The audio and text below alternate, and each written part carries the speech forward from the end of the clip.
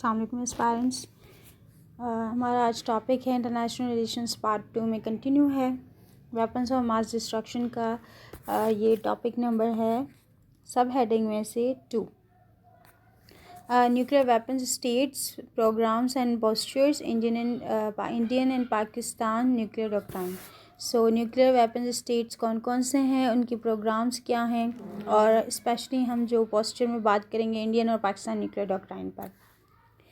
Introduction, Indian और पाकिस्तान के doctrine पे ही बात कर लेते हैं स्टार्टिंग में ही, ताकि सारा कॉन्टेक्स्ट भी समझ में आ जाए। Complex and evolving landscape shaped by historical context, geopolitical realities and technology advancement. तो हम न्यूक्लियर पे बात कर चुके हैं, तो इसमें ज़्यादा डीप में नहीं जाएंगे। Understanding these doctrines is crucial for regional stability and global security. Regional stability और ग्लोबल सिक्योरिटी के लिए ये बहुत ज़्यादा ज़रूरी हैं। की पॉइंट्स देख लेते हैं।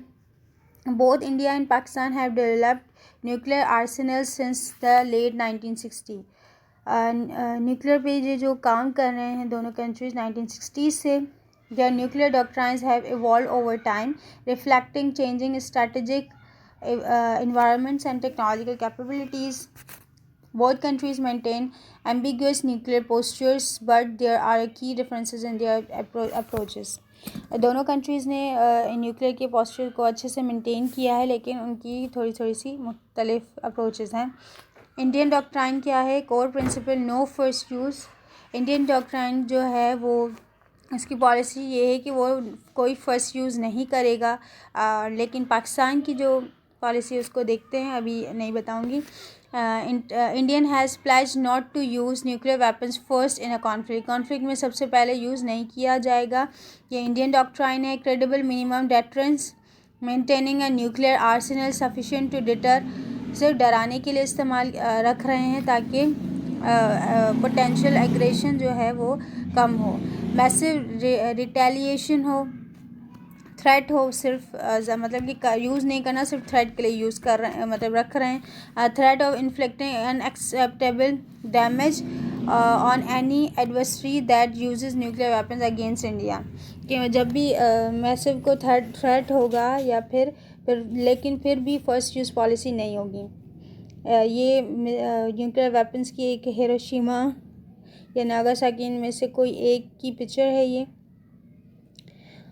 फिर आते हैं की पॉइंट्स में। इंडियाज़ का जो nuclear doctrine is largely defensive and reactive. एक तो इसका डिफेंसिव रिएक्टिव है। ये एम्फेसाइज क्या करता है? डेटरिंग, सिर्फ डराने के लिए इस्तेमाल करता है। Nuclear attack, not initiating one. India has mix of nuclear warheads and delivery system including ballistic missiles, aircraft and submarines. So India के पास जो वेपन्स हैं वो मिक्स्ड न्यूक्लियर वारहेड्स हैं, जिसमें डिलीवरी सिस्टम में क्या बैलिस्टिक मिसाइल्स आते हैं, एयरक्राफ्ट और सबमरीन्स आते हैं। पाकिस्तानी डॉक्ट्राइन में जो है फुल स्पेक्ट्रम डेटरेंस है कि डराने के लिए भी और यूज़ भी कर सकते हैं। Deterrence again all forms of aggression including conventional and nuclear. Pakistan जो है वो कन्वेंशनल और न्यूक्लियर दोनों यूज़ कर सकता है, करेगा, मतलब उसकी पॉलिसी में है, क्योंकि उसको हमेशा उसकी जो पॉलिसी रही है पाकिस्तान की वो डिफेंसिव पॉलिसी रही है कि वो सिक्योरिटी के बारे में बहुत ज़्यादा कंसर्न होता है। मिनिमम क्रेडिबिलिटी डेटरेंस है इसकी। Maintaining a nuclear arsenal sufficient to deter any potential aggressor even with a limited number of warheads। Limited number of warheads में मतलब कि पाकिस्तान अपने आप को क्रेडिबल डेटरेंस पे रखता है। फर्स्ट यूज़ ऑप्शन है इसका अपनी डेटरेंस में। Pakistan retains the option to use nuclear weapons first in a response to a large scale in conventional attacks. मतलब कि लार्ज स्केल पे पाकिस्तान ने अपनी जो पॉलिसी रखी है वो फर्स्ट यूज़ पॉलिसी रखी है। की पॉइंट्स इसकी क्यों रखी है? Pakistan nuclear doctrine is more ambiguous and potential more aggressive than India, क्योंकि वो हमेशा से मतलब कि पाकिस्तान की जो लोकेशन है वो पीछे अफ़गानिस्तान और सामने इंडिया है, तो वो बीच में है, तो वो अपने डिफेंस के लिए बहुत ज़्यादा कंसर्न है। Pakistan's nuclear doctrine is more ambiguous. Okay, the first use option is a controversial element of Pakistan's doctrine. raising concerns about the risk of accidental or inadvertent escalation. फिर आता है Pakistan has a smaller nuclear arsenal than India, but it is investing heavily in new weapons and delivery. Pakistan के पास छोटा है India से, लेकिन ये अभी भी अपने मतलब कि अपने सिस्टम को या डिलीवरी सिस्टम को बढ़ा रहा है.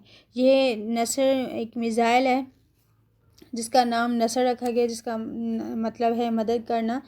तो ये इसकी पिक्चर है. अब कंक्लूजन पे आते हैं. The Indian and Pakistani nuclear doctrine are complex and evolving. Complex है दोनों की, क्योंकि उसकी फर्स्ट यूज़ पॉलिसी इसकी फर्स्ट यूज़ पॉलिसी नहीं है इंडिया की. Understanding these doctrines are essential for assessing the risk of nuclear conflict in South Asia. तो इन दोनों की प्रॉब्लम से न्यूक्लियर मतलब कि साउथ एशिया में प्रॉब्लम जो है वो बढ़ सकती है और थ्रेट भी.